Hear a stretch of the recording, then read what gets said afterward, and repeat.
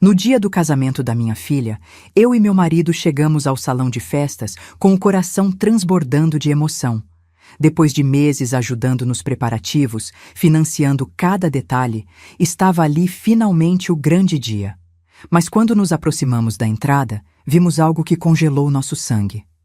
Uma foto nossa, ampliada, colocada bem na porta principal com uma placa gigante escrita: "Não permitam a entrada dessas duas pessoas." Meu marido segurou minha mão com força. Senti minhas pernas fraquejarem. Gente entrando, olhando para a foto, olhando para nós, sussurrando. A humilhação mais profunda que alguém pode sentir. Minha própria filha. No dia do casamento dela. Nos expondo daquele jeito, como se fôssemos criminosos, pessoas indesejadas. Não gritamos, não fizemos escândalo. Simplesmente viramos as costas e fomos embora, com a dignidade que ainda nos restava. 3 horas depois, ela finalmente percebeu. Mas aí já era tarde demais. O casamento dela tinha acabado no exato momento em que decidiu nos humilhar. E o que ela não sabia, o que ninguém ali sabia, é que aquela foto na porta não era apenas uma ofensa. Era o maior erro que ela poderia ter cometido. Porque existem coisas que uma mãe perdoa, mas existe um limite, e ela acabava de cruzar esse limite de uma forma que jamais poderia voltar atrás. Segue minha história até o final e comenta de onde você está me ouvindo. Adoro conhecer cada pessoa que acompanha o canal. E não se esquece de se inscrever para mais histórias como essa. Meu nome é Helena, tenho 58 anos, e durante 32 anos da minha vida eu me dediquei completamente à minha família. Casei jovem, aos 26 anos, com Roberto, um homem trabalhador e honesto. 2 anos depois, nasceu nossa única filha, Mariana. Desde o momento em que ela veio ao mundo, minha vida inteira girou em torno de fazer aquela criança feliz. Roberto trabalhava como gerente em uma empresa de logística em Campinas e eu era professora de matemática em uma escola estadual. Não éramos ricos, mas nunca faltou nada em casa. Mais do que isso, eu sempre fiz questão de que Mariana tivesse tudo que eu não tive. Minha infância foi difícil, criada só por minha mãe depois que meu pai nos abandonou. Eu prometi a mim mesma que minha filha jamais sentiria qualquer tipo de falta. Quando Mariana tinha 8 anos, decidi pedir demissão do meu emprego. Ela estava tendo dificuldades na escola e eu queria estar presente em cada momento. Roberto concordou, mesmo significando apertar o orçamento. Durante 10 anos eu fui mãe em tempo integral. Levava e buscava na escola, ajudava em cada lição de casa, participava de cada reunião, cada festa, cada apresentação. Fiz curso de inglês junto com ela para poder ajudar melhor. Aprendi a tocar violão porque ela quis aprender e as aulas eram caras demais. Aos 18 anos, Mariana passou no vestibular para administração na PUC de Campinas, uma universidade particular caríssima. Roberto e eu vendemos o carro que tínhamos, um Corsa 2008 que estava quitado, para pagar a matrícula e o primeiro semestre. Voltei a trabalhar, agora dando aulas particulares de matemática em casa, para ajudar com as mensalidades. Foram 4 anos e meio acordando às 5 da manhã para dar aula para alunos antes deles irem para a escola e ficando até às 10 da noite com os que vinham depois do trabalho. Durante a faculdade, Mariana conheceu o Tiago, filho de empresários donos de uma rede de farmácias na região. Família com dinheiro, muito dinheiro. No começo fiquei feliz. Tiago parecia educado, tratava minha filha bem, mas aos poucos comecei a perceber mudanças nela. Pequenas coisas.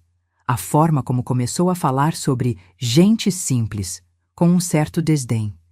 Como parou de querer almoçar na nossa casa aos domingos, dizendo que a casa da família do Tiago era mais confortável. Um dia, uns 6 meses depois de começarem a namorar, Mariana chegou com sacolas de roupa de marca. Perguntei de onde tinha saído o dinheiro para aquilo. Ela respondeu com uma naturalidade que me assustou. A mãe do Tiago me levou no shopping. Ela disse que eu precisava me vestir melhor se ia frequentar os lugares que eles frequentam. Senti uma pontada no peito, mas engoli. Pensei que era bobagem minha. Insegurança. Depois da formatura, Tiago pediu Mariana em casamento. Foi em um restaurante caro, com direito a fotógrafo e tudo. Ela chegou em casa naquela noite radiante, mostrando o anel, um solitário que devia custar mais do que eu ganhava em um ano inteiro. Abracei minha filha, feliz por vê-la feliz, mas com um aperto no coração que eu não conseguia explicar. Os preparativos do casamento começaram imediatamente. Mariana queria tudo perfeito, tudo do melhor. E quem ia pagar? A família do noivo pagaria a festa, mas tinha uma lista enorme de outras coisas. O vestido de noiva que ela escolheu custava 17 mil reais. 17 mil reais em um vestido que seria usado uma vez. Roberto tentou conversar, sugerir algo mais em conta, mas Mariana chorou. Disse que era o dia mais importante da vida dela, que a gente não se importava com a felicidade dela. Acabamos pagando o vestido. Pegamos um empréstimo no banco. Também pagamos o buffet da festa de noivado, os convites importados que ela fez questão de ter, a decoração da igreja. Cada vez que a gente tentava sugerir economia, vinha choro, vinha drama. E eu, que passei a vida inteira cedendo, continuei cedendo. Mas o pior não era o dinheiro. O pior era a forma como ela começou a nos tratar. Principalmente perto da família do Tiago. Lembro de um almoço na casa deles, 3 meses antes do casamento. A mãe do Tiago, Silvana, uma mulher cheia de joias e de botox, perguntou sobre a minha profissão. Antes que eu pudesse responder, Mariana disse: "Minha mãe dá umas aulinhas particulares em casa. Umas aulinhas, como se fosse um passatempo, um hobby. Não o trabalho que pagou a faculdade dela." Roberto percebeu também. Uma noite, deitados na cama, ele me disse: "Helena, a gente está perdendo nossa filha." Tentei acalmá-lo. Disse que era só fase, que depois do casamento tudo voltaria ao normal. Mas no fundo, eu sabia que ele estava certo. 2 semanas antes do casamento, Mariana nos chamou para uma conversa. Disse que precisava conversar sobre as regras da festa. Regras. Ela tinha uma lista no celular. Não podíamos chegar antes dos pais do noivo. Não podíamos sentar na mesa principal. Aquela era só para a família do Tiago e os padrinhos. Não podíamos fazer discurso porque seria constrangedor. A cada regra que ela falava, eu sentia meu coração se partir um pouco mais. Mas concordei com tudo, como sempre concordei. No dia do casamento, Roberto colocou o terno que tinha comprado especialmente para a ocasião. Eu, o vestido rosa claro que Mariana tinha aprovado depois de eu mandar foto de 5 opções diferentes. Estávamos nervosos, emocionados. Íamos ver nossa filha única casar. Saímos de casa às 3 da tarde. O casamento era às 5. Paramos no caminho para comprar água, porque estava um calor tremendo naquele sábado de novembro. Quando chegamos no espaço Vila Lobos, o local da festa, eram 4h30. O estacionamento já estava cheio. Caminhamos até a entrada, onde tinha uma estrutura linda montada, cheia de flores brancas e douradas. E foi quando vimos.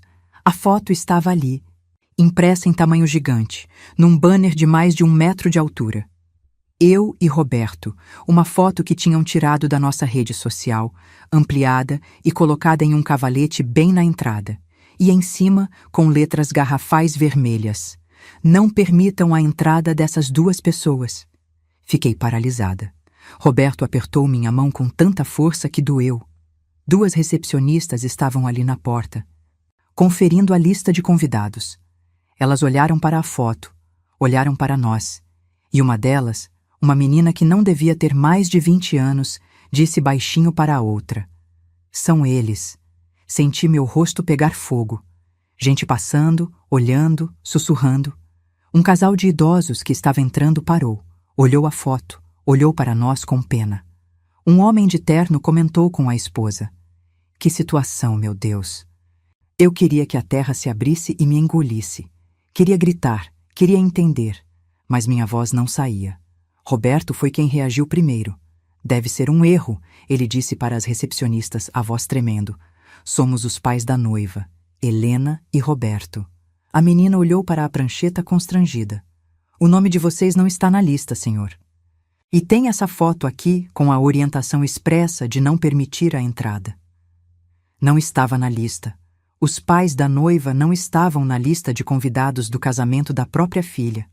Senti minhas pernas bambas, segurei no braço de Roberto para não cair. Isso tem que ser engano, insisti, minha voz saindo fina, desesperada. Eu preciso falar com minha filha.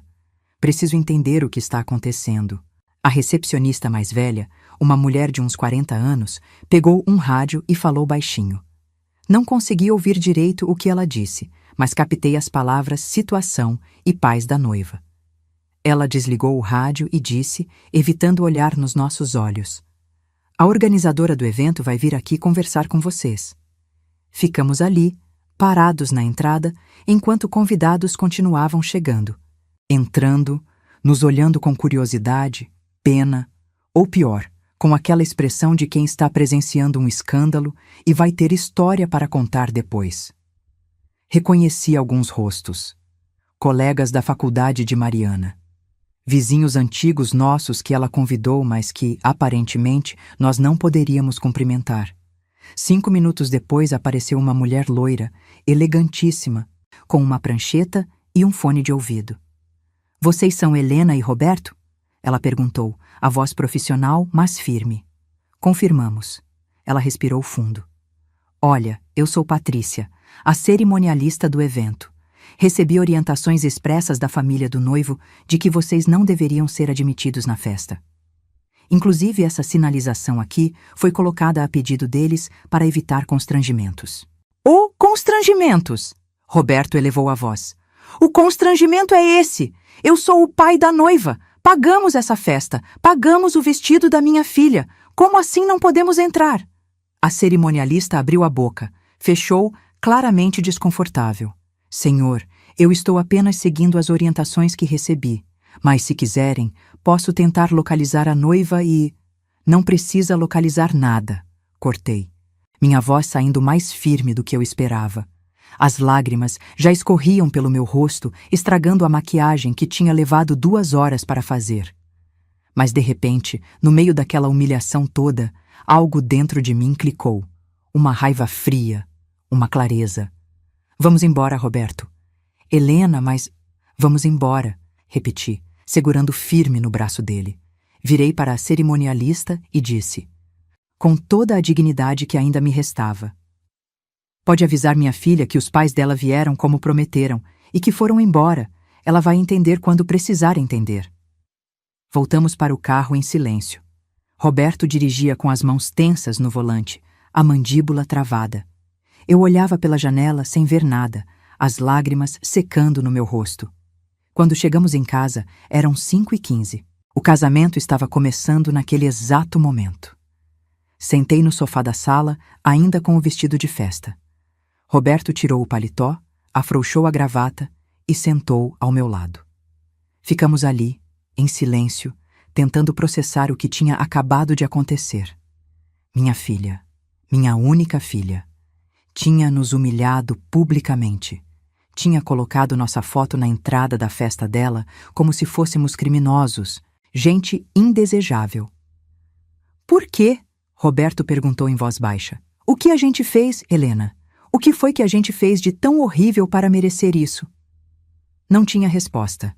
Fiquei repassando os últimos meses na minha cabeça.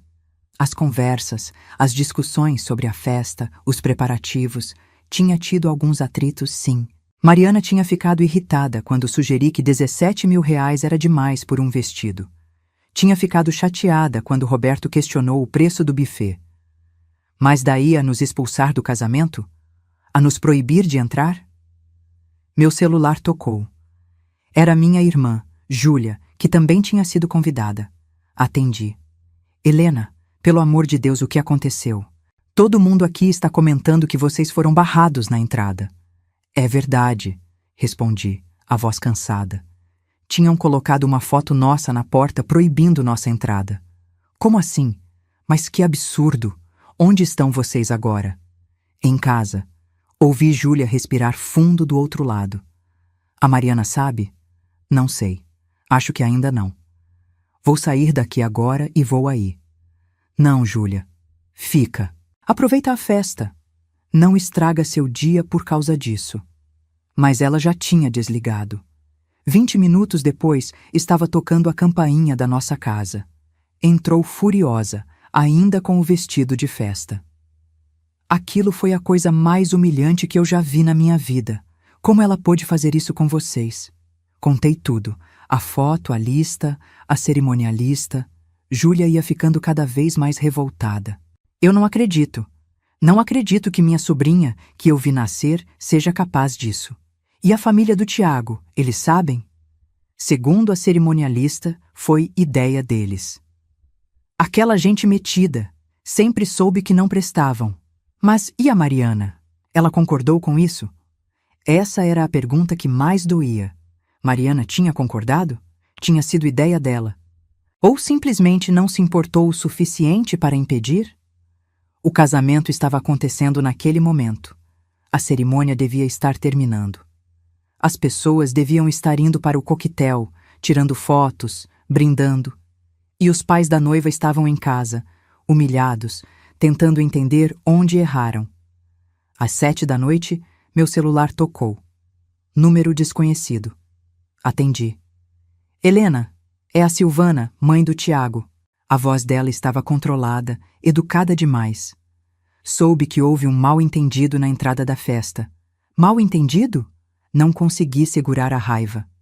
Minha foto estava na porta, proibindo minha entrada no casamento da minha filha. Pois é, sobre isso. Ela pausou.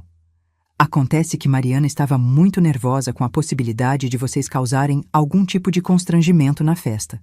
Sabe como é? Aquele assunto sobre dinheiro que vocês ficam trazendo à tona. Assunto sobre dinheiro?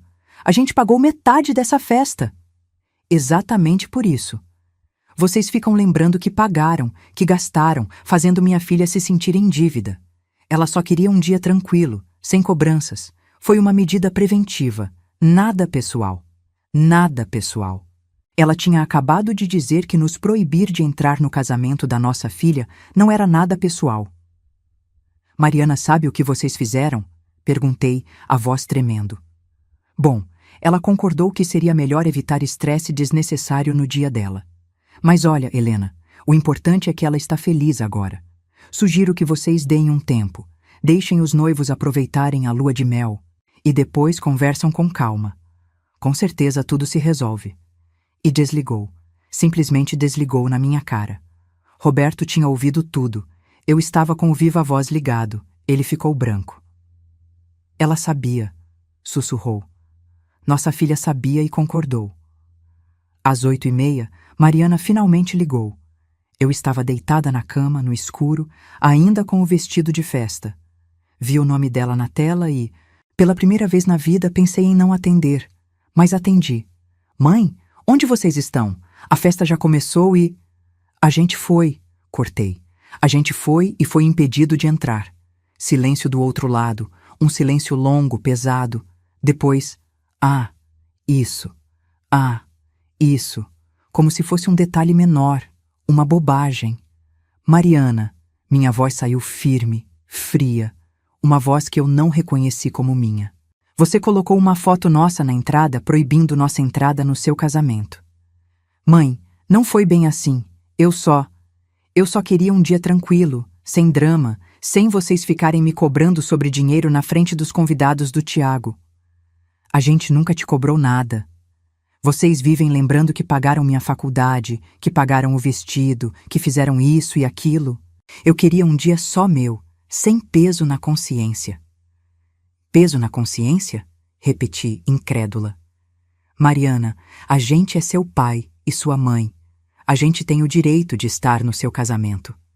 Vocês têm o direito de me respeitar também. De respeitar que era o meu dia.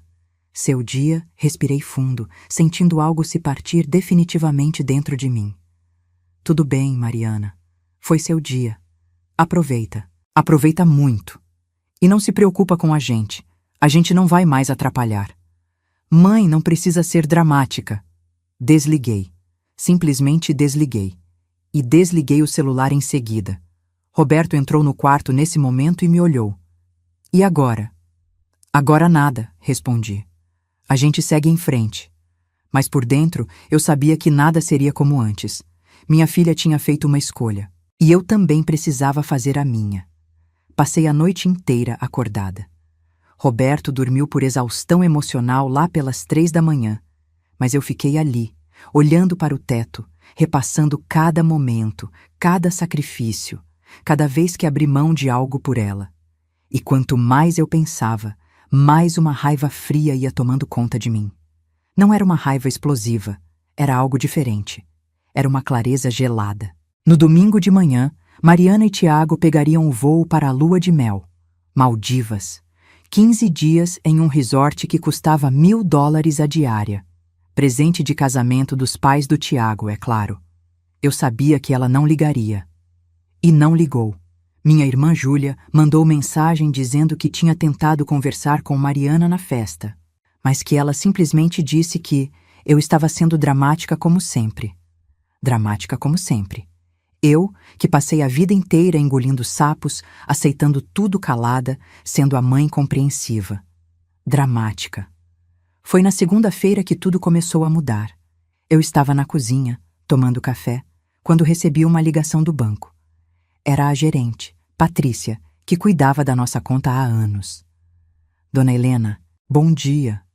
Desculpa incomodar, mas eu queria confirmar uma coisa. A senhora autorizou um empréstimo de R$45 mil em nome da senhora na última sexta-feira? R$45 mil. Senti meu coração disparar. Não autorizei empréstimo nenhum. Tem certeza? Porque foi aprovado e o dinheiro já foi transferido para a conta da sua filha, Mariana dos Santos Silva. Fiquei em silêncio, processando. Mariana tinha feito um empréstimo em meu nome, sem me avisar, sem pedir autorização. Na véspera do casamento dela, enquanto eu estava me arrumando para ir à festa onde seria humilhada, ela estava fazendo um empréstimo fraudulento em meu nome. Patrícia, isso é fraude. Eu não autorizei nada. Dona Helena, a documentação está toda correta. Tem até assinatura digital confirmada pelo aplicativo do banco. Que aplicativo? Eu nem tenho aplicativo do banco. Aí caiu a ficha. Mariana tinha acesso ao meu celular. Sabia todas as minhas senhas. Quantas vezes eu pedi para ela me ajudar a resolver coisas no banco porque eu não entendia bem de tecnologia? Ela tinha instalado o aplicativo, tinha cadastrado minha digital, tinha acesso a tudo. Patrícia, eu preciso ir aí agora. Cheguei no banco às 9h30 da manhã. Patrícia me mostrou toda a documentação. O empréstimo tinha sido feito na sexta-feira às 11 da manhã. Mariana tinha usado meu CPF, meu RG, tinha confirmado tudo pelo aplicativo que eu nem sabia que existia no meu celular. E o dinheiro tinha ido direto para a conta dela. O que eu faço?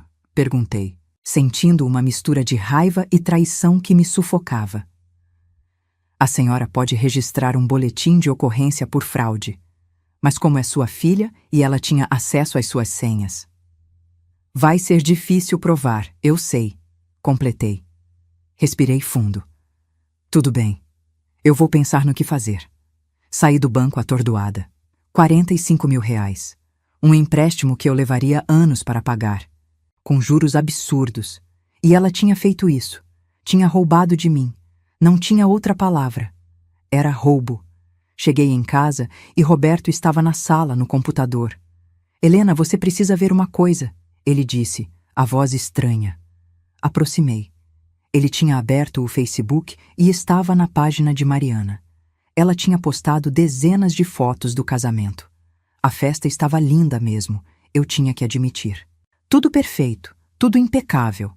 E em uma das fotos, ela estava com a família do Tiago, todos sorrindo, e a legenda dizia: "Feliz com minha verdadeira família. Obrigada, sogros queridos, por esse dia perfeito. Minha verdadeira família." Como se a gente não existisse. Como se 30 anos de dedicação não significassem nada. Tem mais, Roberto disse, clicando em outra foto. Era do buquê. Mariana tinha jogado o buquê e uma prima do Tiago tinha pegado. E nos comentários, alguém tinha perguntado: "E seus pais? Não vi eles nas fotos." E Mariana tinha respondido: "Alguns ciclos precisam se encerrar para novos começos acontecerem. Alguns ciclos precisam se encerrar." Ela estava falando de mim, da gente, como se fôssemos um ciclo ruim que precisava acabar. Sentei no sofá, sentindo meu mundo desabar. Roberto sentou ao meu lado e segurou minha mão. A gente perdeu ela, ele disse, a voz embargada. Perdemos nossa filha. Foi nesse momento que o telefone fixo tocou. Era um número de São Paulo. Atendi. Alô? Helena Silva? Sim, sou eu. Bom dia, meu nome é Dr. Henrique Moraes. Sou advogado. Estou ligando em relação à herança da senhora Judite Almeida Silva. Fiquei confusa. Judite Almeida Silva. Esse nome. Minha tia Judite? Exatamente. A senhora é sobrinha dela, correto? Sou sim, mas faz anos que não tenho contato. Ela morava no interior de São Paulo, em Franca. Sim, infelizmente a senhora Judite faleceu há 3 meses, e no testamento dela a senhora foi citada como única herdeira. Senti o mundo parar. Tia Judite. A irmã mais velha da minha mãe. Uma mulher rígida, de poucas palavras, que eu via talvez uma vez por ano quando criança. Depois que minha mãe morreu, há 15 anos, perdi totalmente o contato com ela. Herdeira? Repeti, incrédula. Sim. A senhora Judith não teve filhos e deixou todo o patrimônio dela para a senhora. Gostaria de marcar uma reunião para discutirmos os detalhes? Que patrimônio? Prefiro conversar pessoalmente sobre os valores e bens. Mas posso adiantar que é substancial. Quando a senhora pode vir a São Paulo? Marquei para a quinta-feira. Desliguei o telefone e fiquei olhando para o nada. Roberto estava me olhando confuso. O que foi isso? Contei. Ele ficou tão chocado quanto eu. Tia Judite tinha morrido e tinha deixado uma herança para mim. Não fazia o menor sentido. A gente mal se falava. Você acha que é verdade? Roberto perguntou. Não pode ser golpe? Vou descobrir, respondi. Passei os próximos dias pesquisando.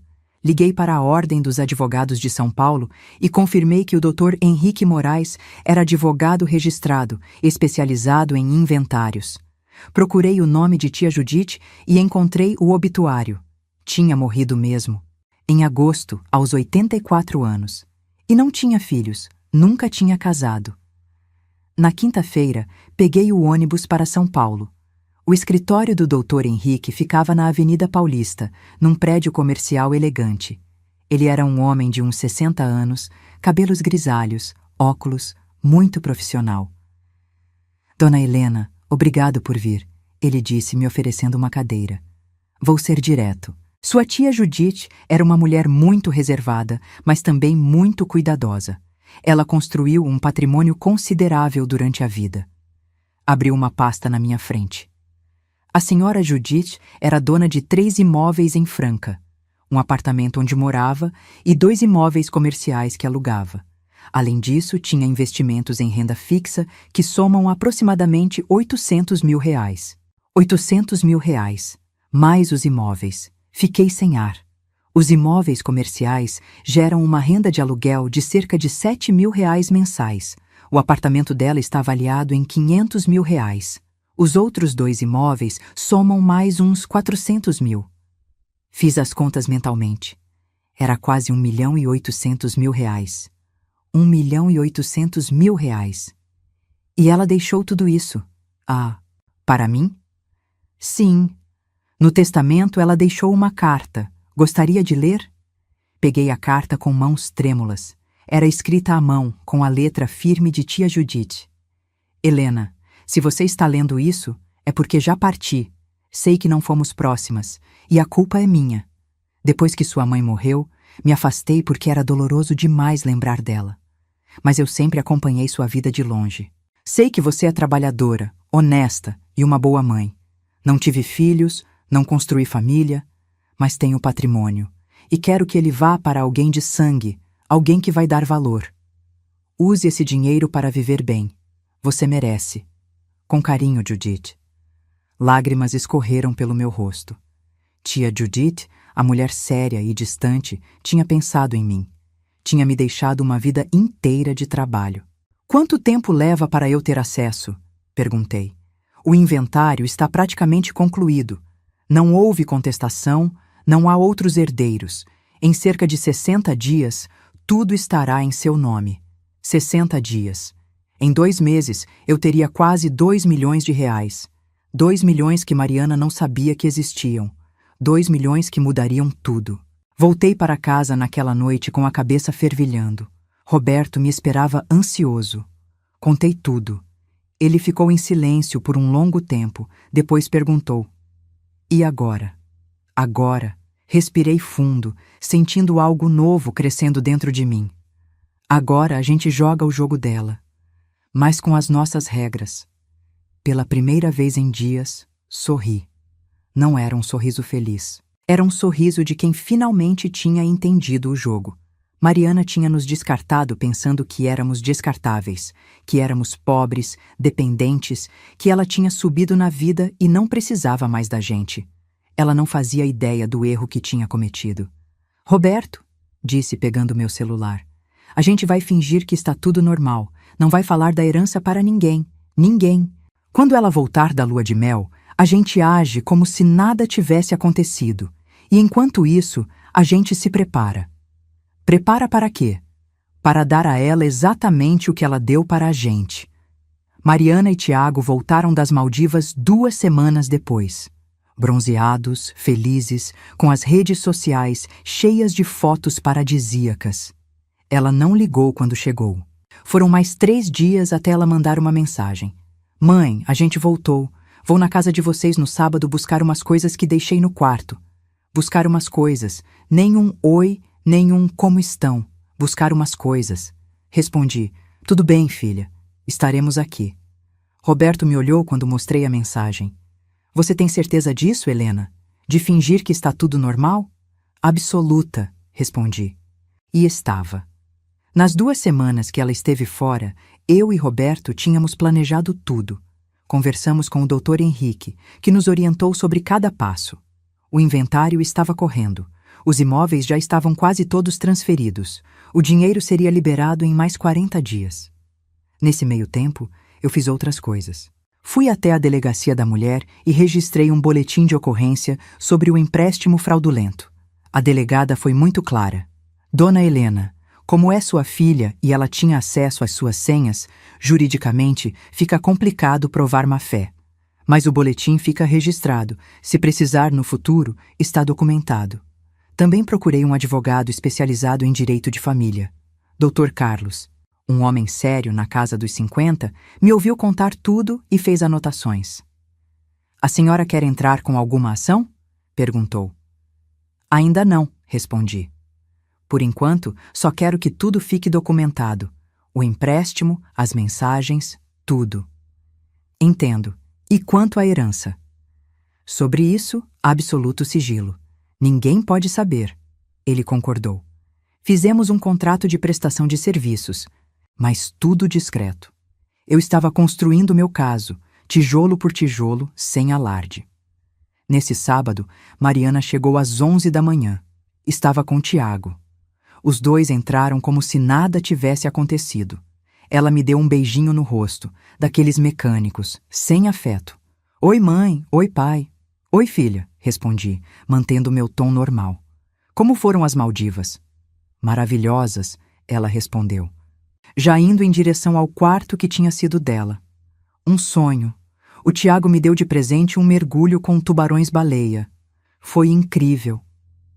Tiago ficou na sala comigo e Roberto.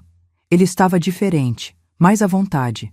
Como se agora que tinha se casado com Mariana, não precisasse mais fingir educação. "E aí, seu Roberto, como vão as coisas?" "Vão bem", Roberto respondeu seco. "Que bom, porque olha, a gente queria conversar com vocês sobre uma coisa." Ele sentou no sofá sem ser convidado. "A Mariana e eu estamos pensando em comprar um apartamento maior. Sabe como é? Para começar a família direito. E a gente pensou que vocês poderiam ajudar com a entrada." Fiquei em silêncio, só olhando para ele. A audácia daquele homem. Tinham nos proibido de entrar no casamento. Mariana tinha roubado 45 mil reais da gente. E agora queriam mais dinheiro?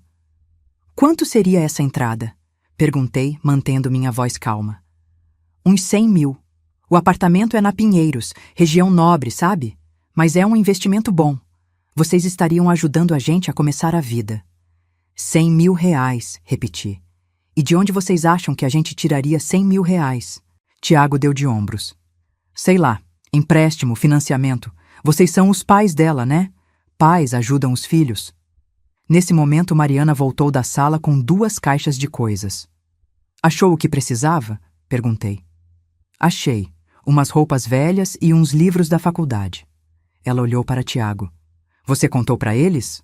Contei. Ela se virou para mim. E então? Vocês vão ajudar? Respirei fundo. Cada fibra do meu ser queria explodir, gritar, jogar na cara dela tudo o que tinha feito. Mas me contive. Mariana, a gente não tem R$ 100.000. Vocês podem conseguir, podem pegar emprestado. Como vocês pegaram emprestado em meu nome sem me avisar? Deixei escapar. Ela teve a decência de parecer constrangida por 2 segundos. Mãe, era uma emergência. A gente precisava fechar uns fornecedores de última hora para o casamento. R$ 45.000 que eu vou ter que pagar, Mariana, com juros. Vocês vão conseguir pagar. Não sejam dramáticos. Ela pegou as caixas. Sobre o apartamento, pensem com carinho, tá? Seria bom para todo mundo. E saíram. Simplesmente saíram, deixando o pedido de R$ 100.000 no ar como se fosse algo razoável. Quando a porta fechou, Roberto olhou para mim. Eu quero matar essa menina. Calma. Segurei a mão dele. Deixa ela pensar que a gente é trouxa. Deixa ela pensar que tem controle. Nos dias seguintes, Mariana começou a mandar mensagens frequentes, sempre pedindo coisas. Mãe, você pode ficar com o Thor na semana que vem? A gente vai viajar. Thor era o Golden Retriever deles. Mãe, você tem aquela receita de bolo de cenoura? A sogra do Tiago quer. Pai, você pode vir aqui em casa consertar a torneira da cozinha? Tá pingando. Toda mensagem era uma ordem disfarçada de pedido. E eu respondia tudo com cordialidade. Claro, filha. Mando a receita sim. Roberto até foi lá consertar a torneira, mesmo eu implorando para ele não ir. Tenho que ir, ele disse. Se a gente mudar o comportamento agora, ela vai desconfiar. Enquanto isso, por baixo dos panos, eu me movia.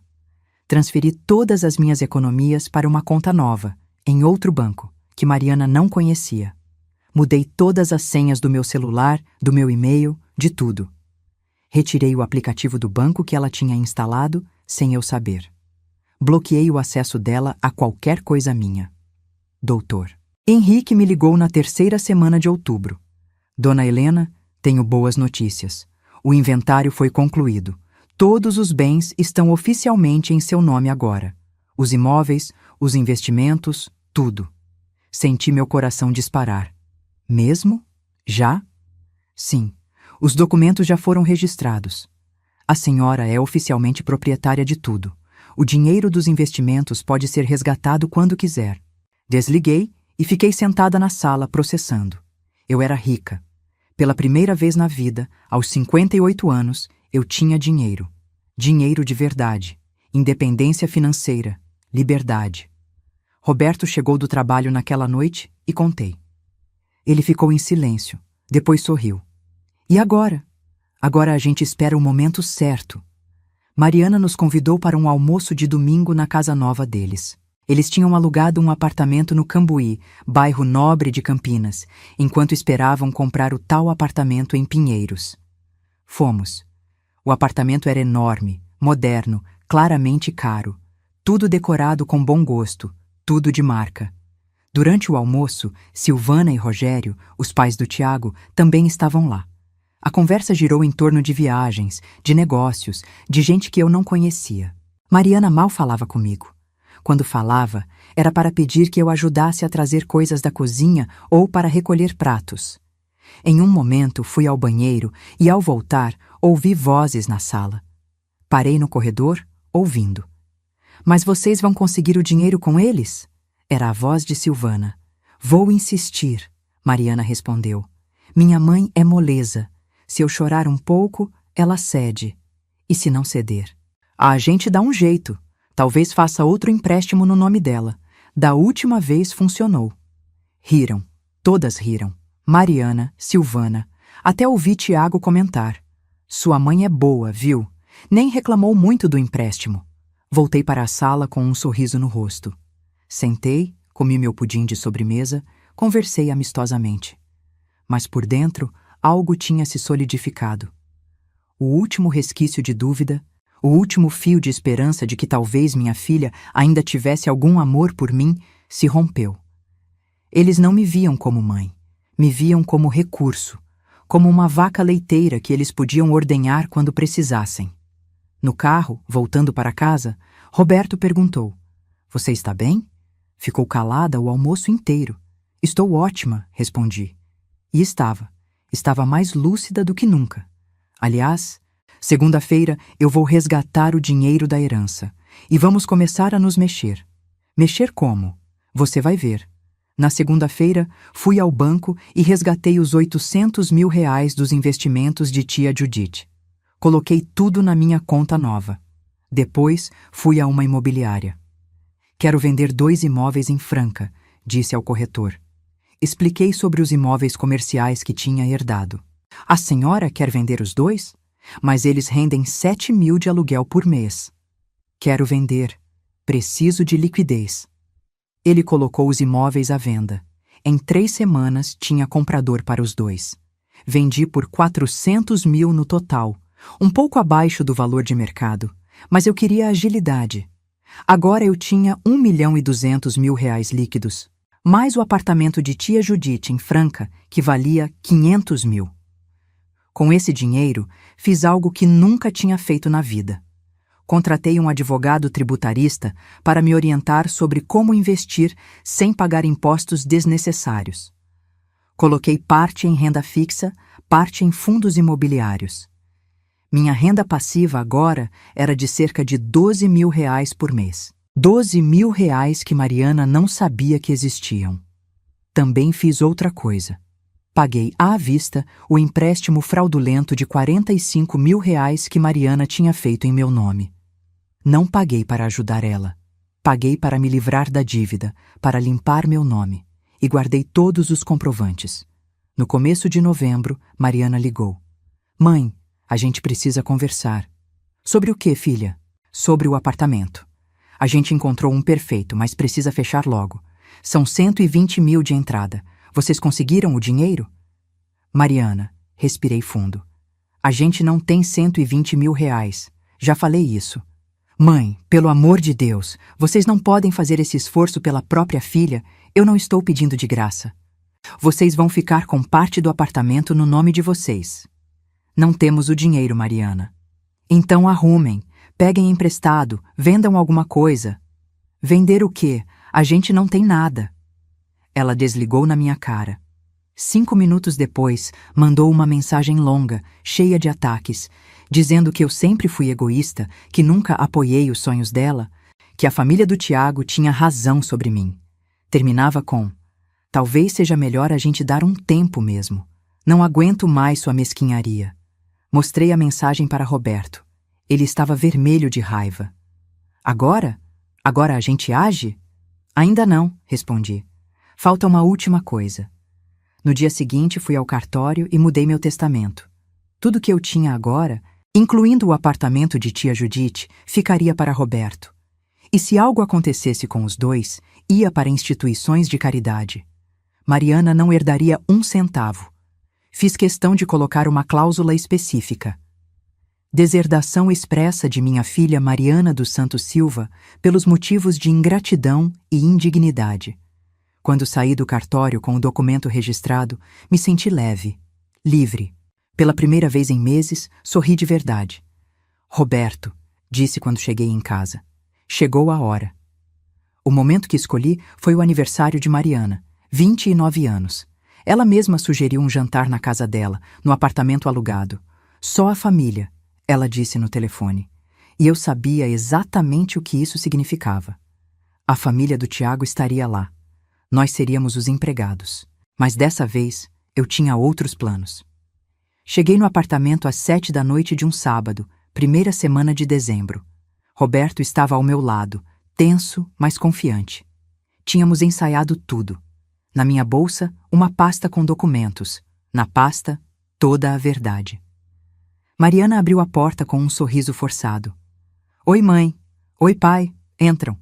Estava linda, tinha que admitir. Vestido azul, cabelo preso, maquiagem perfeita. A casa estava cheia. Silvana e Rogério na sala, mais uns 10 amigos do casal, todos elegantes, todos da mesma classe social alta. Helena! Roberto! Silvana veio cumprimentar com aquele ar de superioridade. Que bom que vieram. Mariana estava achando que vocês não viriam. Por que não viríamos? Respondi sorrindo. É aniversário da nossa filha.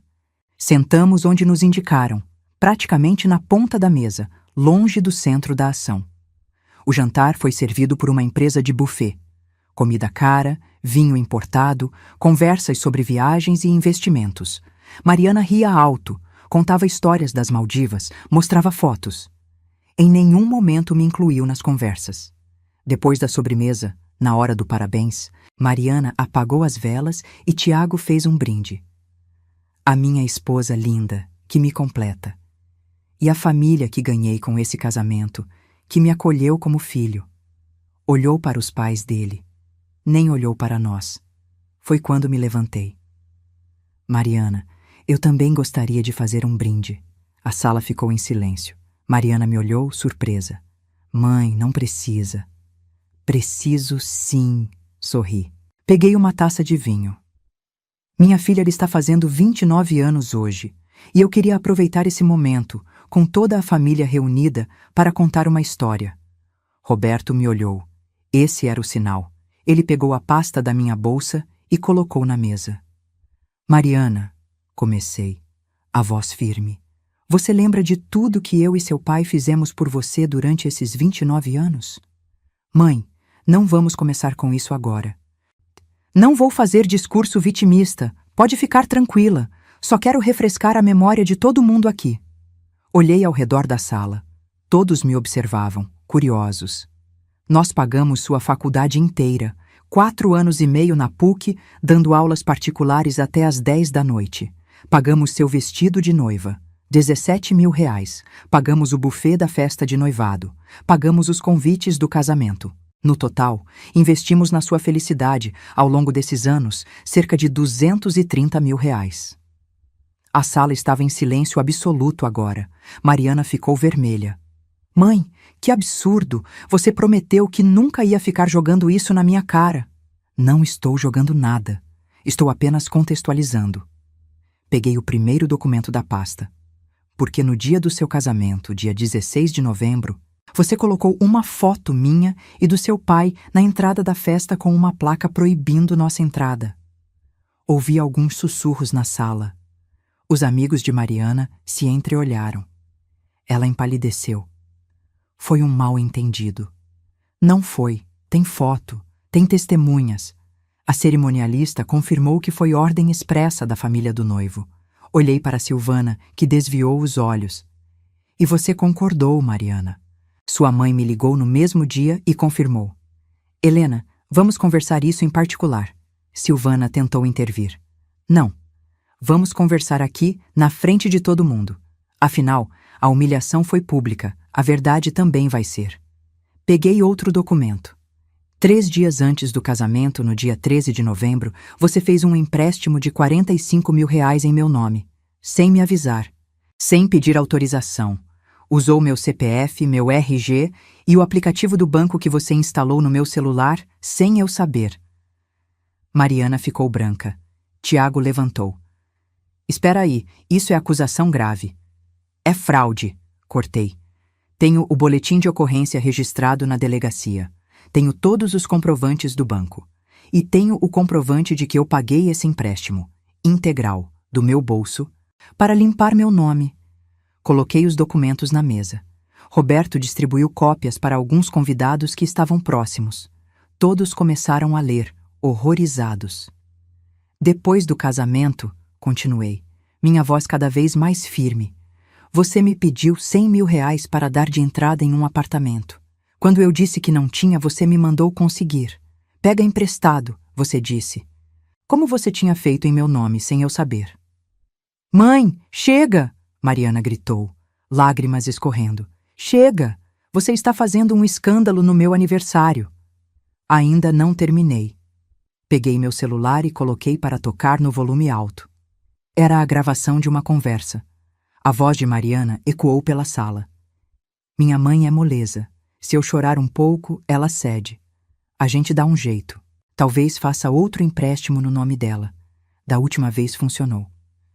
O silêncio na sala era sepulcral. Mariana estava em choque, olhando para o celular, depois para mim. Você me gravou? Não, eu ouvi.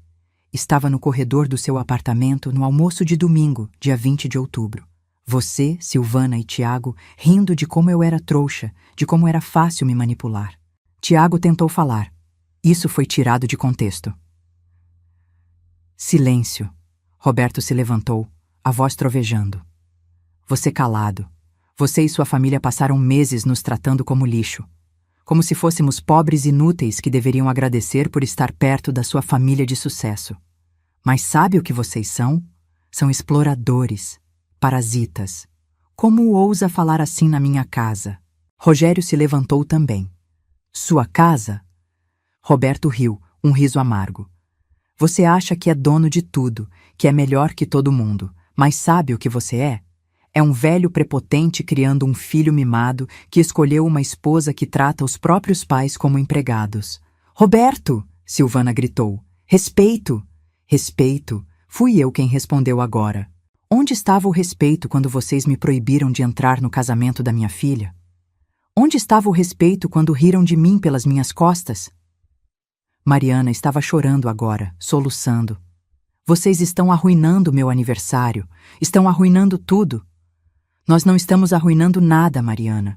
Nós estamos apenas mostrando quem você se tornou. Respirei fundo, chegando na parte principal. Mas sabe, tem uma coisa que você não sabe sobre mim. Algo que mudou tudo.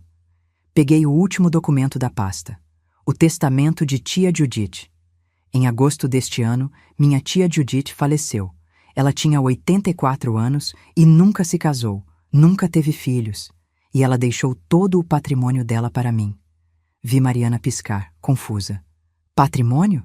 Que patrimônio? A tia Judith era pobre. Não era. Ela tinha 3 imóveis em Franca e 800 mil reais em investimentos. Fiz uma pausa, deixando a informação afundar.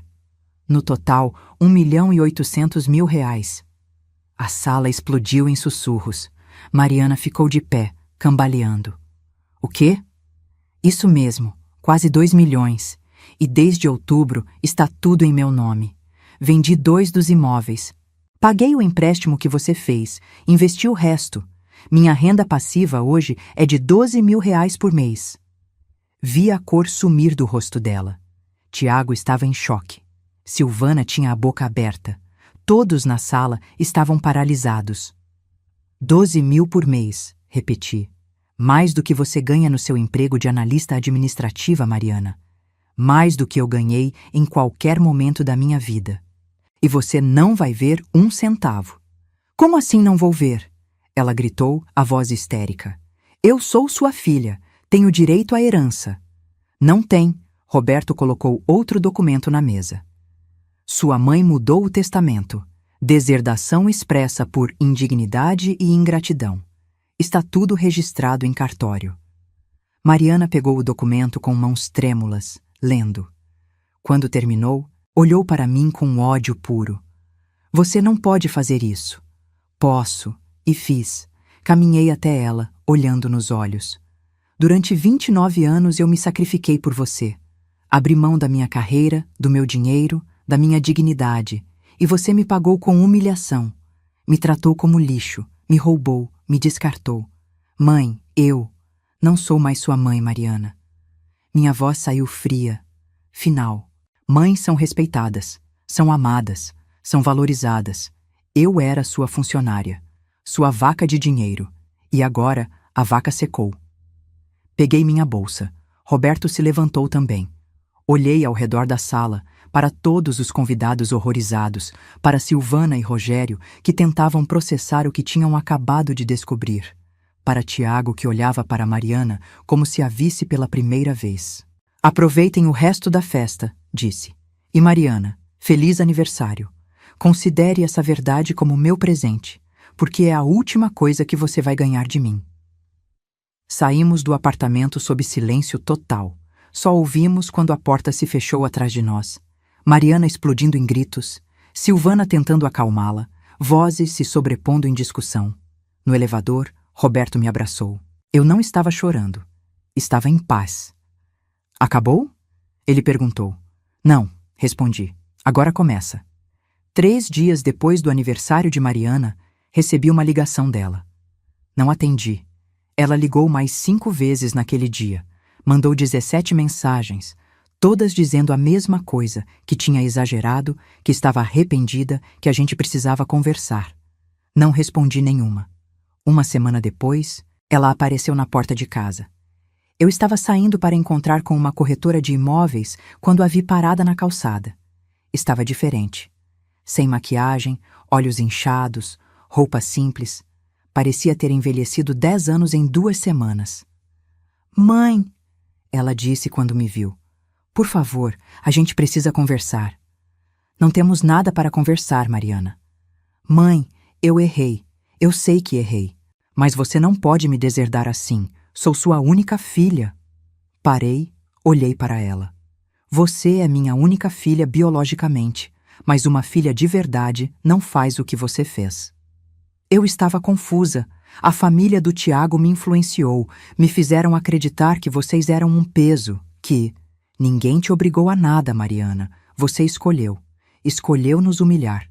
Escolheu me roubar. Escolheu rir de mim com eles. Ajeitei a bolsa no ombro. E agora está aqui porque descobriu que eu tenho dinheiro. Se eu ainda fosse pobre, você estaria aqui? Ela ficou em silêncio. E esse silêncio foi minha resposta. É o que eu pensei, disse. Agora, se me dá licença, tenho um compromisso. Para onde você vai? Ver um apartamento. Eu e seu pai vamos nos mudar. Vi o choque no rosto dela. Se mudar? Para onde? Para longe daqui, para longe de você. Entrei no carro e fechei a porta. Pelo retrovisor, vi ela parada ali, chorando na calçada. E pela primeira vez, não senti vontade de voltar e confortá-la. O apartamento que eu e Roberto fomos ver ficava em Valinhos, cidade vizinha a Campinas. Um condomínio fechado, segurança 24 horas, área de lazer completa, 3 quartos, 2 vagas, varanda com churrasqueira. Estava mobiliado, pronto para morar. O preço era R$450 mil. Compramos, disse para a corretora. À vista. Roberto me olhou, sorrindo. Assinamos a proposta naquele mesmo dia. 2 semanas depois, estávamos mudando. Contratei uma empresa para fazer tudo. Não quis levar muita coisa da casa antiga, só o essencial. O resto, doei. Queria começar do zero. Vida nova, casa nova, tudo novo. Mariana tentou ir na nossa casa antiga no dia da mudança, mas já tínhamos saído. Ela descobriu nosso novo endereço, não sei como, e foi até lá.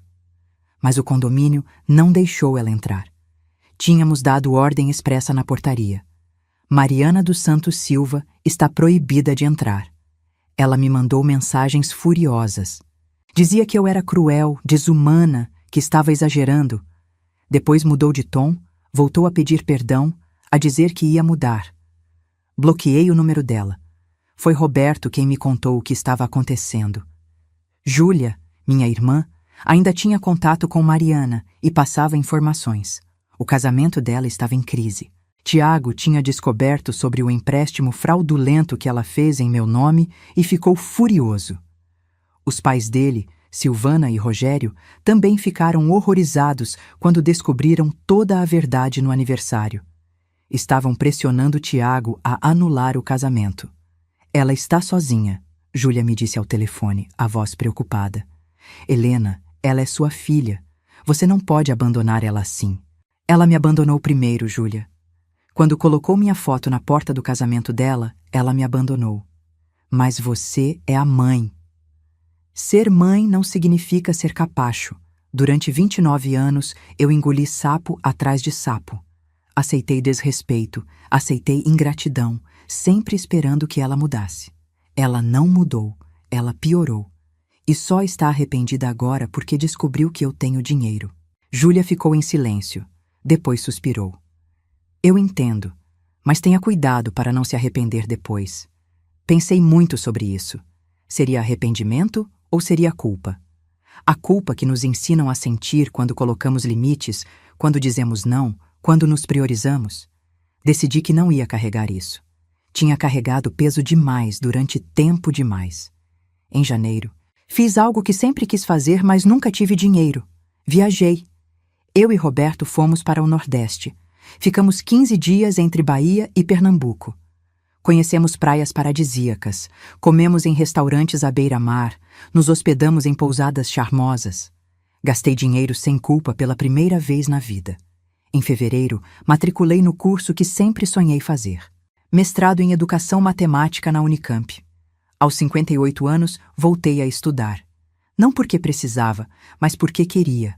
Em março, Roberto pediu demissão do emprego. Vamos empreender, ele disse. Vamos abrir aquela loja de artigos esportivos que eu sempre quis. E abrimos. Com o dinheiro da herança, alugamos um ponto comercial, compramos estoque, contratamos funcionários. A loja se chama Recomeço. Foi meu nome que escolhi. A vida que eu construí aos 58 anos era mais plena do que qualquer coisa que eu tinha vivido antes.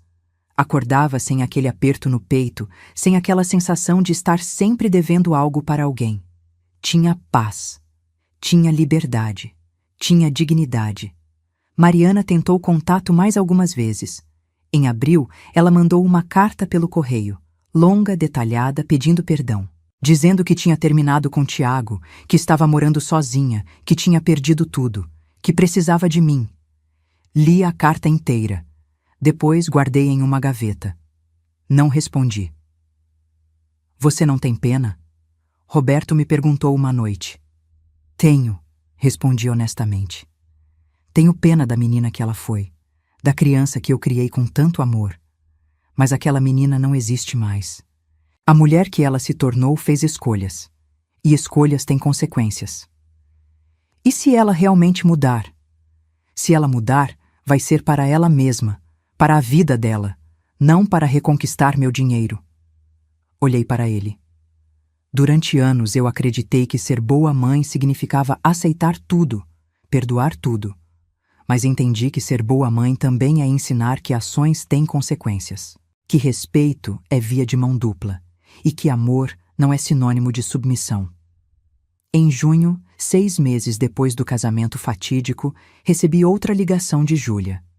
Helena, a Mariana está grávida. Senti meu coração apertar. Um neto. Seria um neto meu. E o pai? É do Tiago. Eles ficaram juntos algumas vezes depois da separação, mas ele não quer assumir, está negando. E ela? Está desesperada. Pediu para eu te ligar.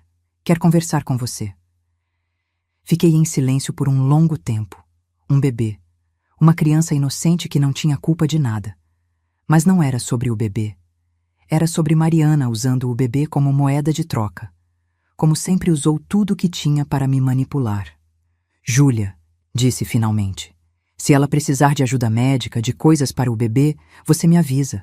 Eu mando dinheiro para você comprar e entregar para ela, mas eu não vou ter contato com ela. Helena, é o que eu posso oferecer. Vou garantir que meu neto não passe necessidade, mas não vou voltar a ser manipulada. E foi o que fiz.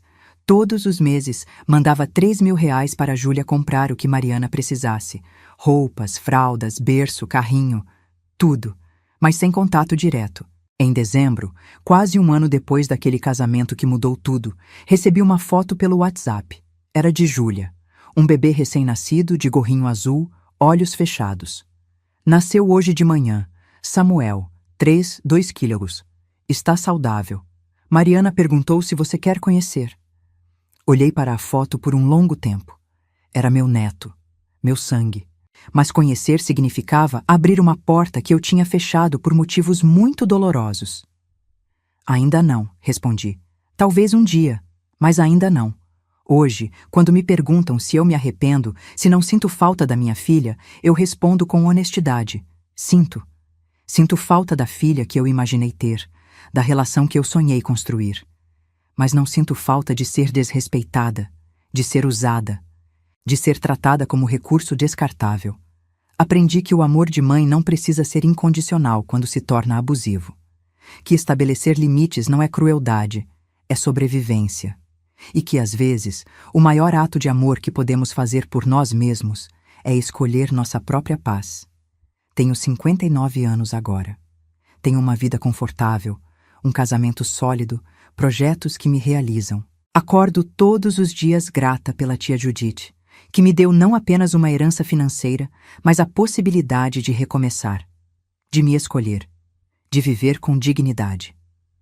E se você que está me ouvindo já passou ou está vivendo algo parecido, saiba que não está sozinha, que você não é obrigada a aceitar desrespeito só porque vem de família, que você merece ser tratada com dignidade e que, às vezes, a vingança não é sobre destruir quem te machucou. É sobre se reconstruir tão completamente que eles percebem o que perderam quando te descartaram. E agora eu pergunto para você que me ouviu até aqui. O que você faria no meu lugar? Já passou ou conhece alguém que esteve em uma situação parecida? Comenta aqui embaixo. Quero saber sua opinião, sua história. E se essa história te tocou de alguma forma, se inscreve no canal e ativa o sininho para não perder as próximas histórias, porque a vida continua. E às vezes, os finais mais felizes são aqueles que a gente constrói sozinha, longe de quem um dia jurou nos amar.